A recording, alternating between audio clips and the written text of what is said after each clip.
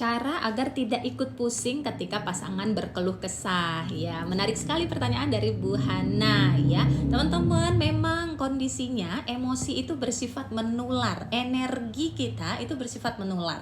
Jadi wajar banget kalau Bu Hana merasa jadi ikut pusing ketika pasangannya berkeluh kesah.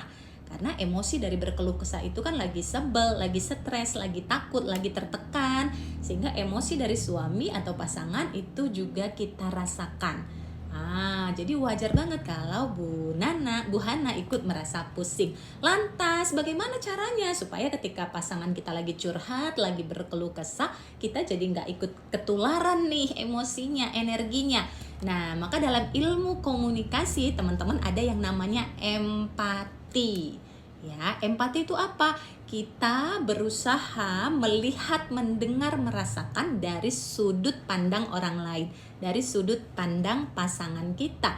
Jadi ketika pasangan sedang curhat atau mengeluhkan keadaan kita, kondisi kita yang tidak ideal menurutnya gitu ya, yang dalam tanda petik dia bahasanya mungkin menuntut, menyalahkan, menghakimi, tentu membuat kita tidak nyaman.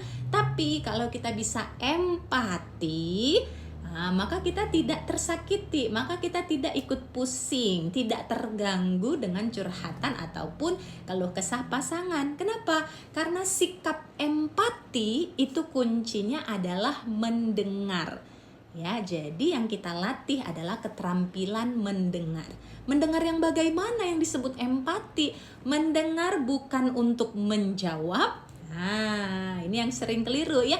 Karena kalau kita tidak empati, kecenderungannya ketika kita ngobrol, kita mendengar, kita ingin segera menjawab. Khususnya kalau ada yang tidak cocok dengan kondisi kita, kita ingin jawab balik gitu, kita ingin protes balik, kita ingin berkeluh kesah balik sebagai respon terhadap apa yang disampaikan pasangan, karena mendengarnya untuk menjawab.